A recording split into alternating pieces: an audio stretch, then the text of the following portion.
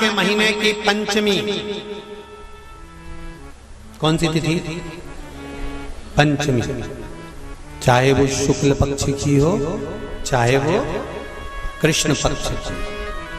श्रावण महीने की पंचमी के दिन शंकर भगवान पर जिस जिस परिवार के व्यक्ति का कांवड़ जल हमने बताया है आपको, जरूरी नहीं है कि डंडा बांधकर 2 कावड़ के जल के लोटे लेकर जाओ, आप अपने हाथ में भी 2 पात्र लेकर जा सकते हैं।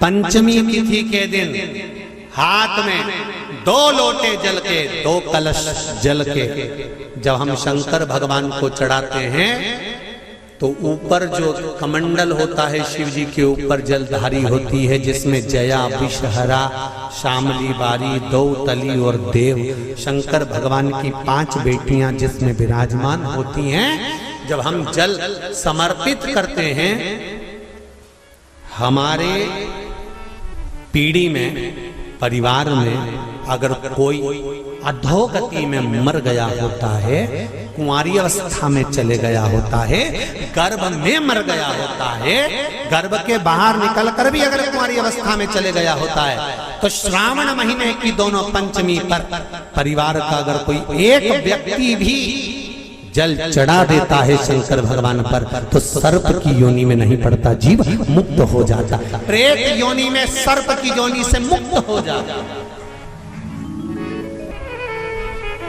हमारे यहाँ सांपों की पूजन कौन से दिन होती है, कौन सी तिथि में करते हैं? जम के बोलो जरा। नाग पंचमी। नाग पंचमी का मतलब क्या है? सांपों की पूजन करो। नाग पंचमी का मतलब होता है शंकर जी के मंदिर में जाकर 1 लोटा जल समर्पित कर दो। उसका कारण क्या है कि हमारे परिवार में, हमारे कुटुंब में कोई कुटुंब में, परिवार में कोई 7 पीढ़ी के अंतर्गत भी अगर कोई जीव तड़प रहा होता है, पड़ा हुआ होता है, उसकी मुक्ति नहीं होती है, तो पंचमी का चढ़ा हुआ जल उस जीव को प्राप्त हो जाता है और वो जीव तर जाता है, उसका फिर जन्म नहीं होता, वो तर, इसको मुक्तता का,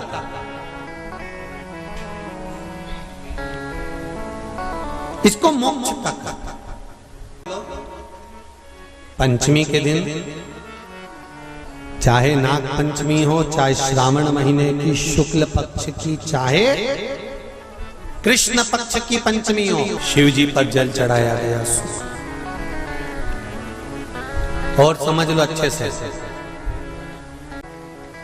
देवाधिदेव महादेव पर चढ़ाई गई शमी पत्र,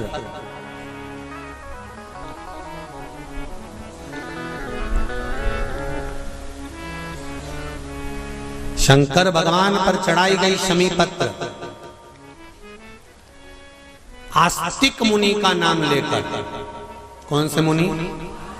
आस्तिक मुनि का नाम लेकर शमी पत्र को वापस उठाकर उसको अपने दरवाजे की चौखट पर कहीं पर भी या द्वार पर कहीं पर भी एक ओर रख देने पर घर के अंदर, बगीचे के अंदर सर्प प्रवेश नहीं करता। ध्यान रखिए, सर्प प्रवेश नहीं करेगा। शमी पत्र समर्पित करने पर, उस शमी पत्र को आस्तिक मुनि का स्मरण करने, कौन से मुनि है?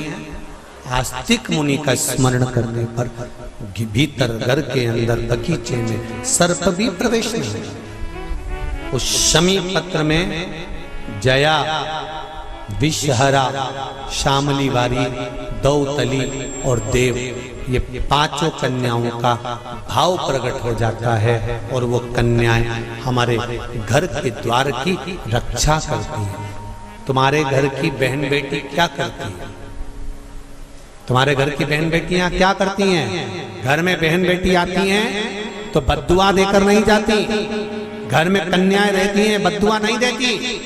घर की बेटियां जब दरवाजा छोड़कर शादी कर वाले दिन, विदाई के दिन अगर जाती भी हैं तो बेटियां हाथ में धान भरकर फेंक कर जाती हैं कि मेरा मायका खूब फले फूले आगे बढ़े। छापे लगाकर चली जाती हैं कि हमने हमारी जीवन की सारी दौलत, जीवन का सारा सुख अपने मायके में दे दिया है। वो बेटियां होती हैं। तो जया, विषहरा, शामली बारी, दौतली, देव, ये उस घर में निवास करती हैं जिससे ये घर में हम रक्षा